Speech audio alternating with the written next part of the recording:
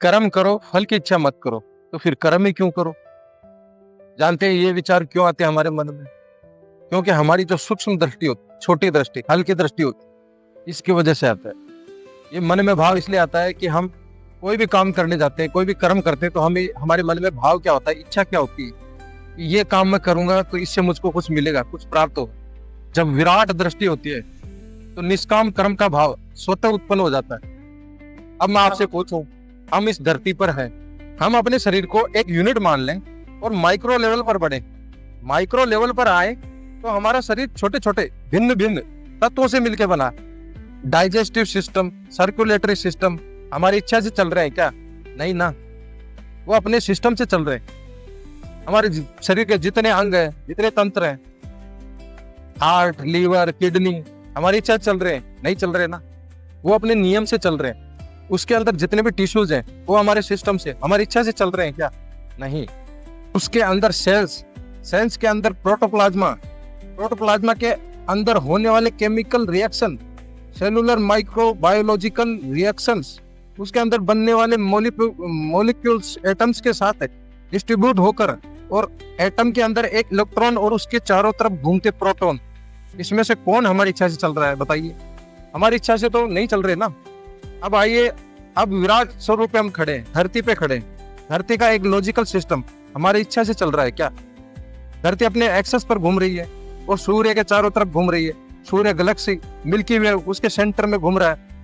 Big bang तक, आप multi universe तक चली जाइए, हमारी इच्छा से चल रहा है क्या? तो इसका अर्थ क्या हुआ? जब संपूर्ण सृष्टि के क्रम में हमारा नियंत्रण परिणाम ही नहीं है, हमारा नियंत्रण ही नहीं है उस पे, हमारा नियंत्रण केवल कर्तव्य पर है, कर्म पर है।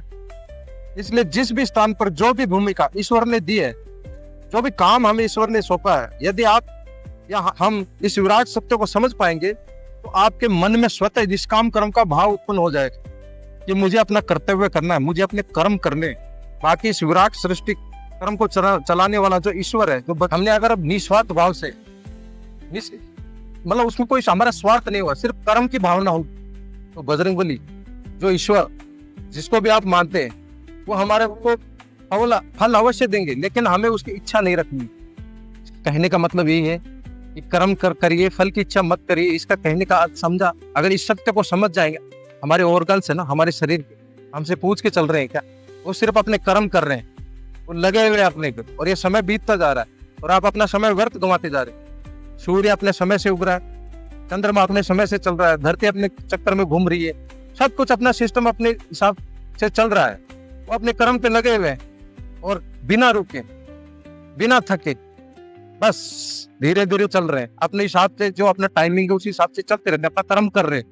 वो अपना शरीर है, हमारा ऑर्गन्स है, हमारी आंखें हैं, सब अपने हिसाब से अपना रोल निभा रहे हैं। लेकिन हम क्या कर रहे हैं? हम समझ पा रहे हैं कि हम क्यों आए इस धरती पर, क्या करने आए, भगवान ने हमें क्यों भेजा? अपने आप को जाना, अपने आप को पहचाना? नहीं। तो फिर किस लिए परेशान होते घूम रहे हो? जो भी काम आपने लिया है हाथ में, उसके ऊपर सुचारू रूप से उसको देखिए, उसको पहचानिए और उस पर काम करते रहिए, लगातार उस पर काम करिए, सफलता आपको मिलेगी ही मिलेगी। लेकिन हम क्या सोचते हैं, हमें ऐसा एडिक्शन लग गया है कि आज ही किया, आज ही मिल जाना चाहिए सब कुछ, आज ही हो जाना चाहिए हमारे पास सब कुछ।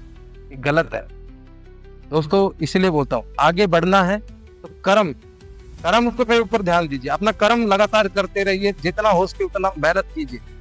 मैं नहीं बोलता ज्यादा मेहनत कीजिए, लेकिन मेहनत ही सब कुछ नहीं है।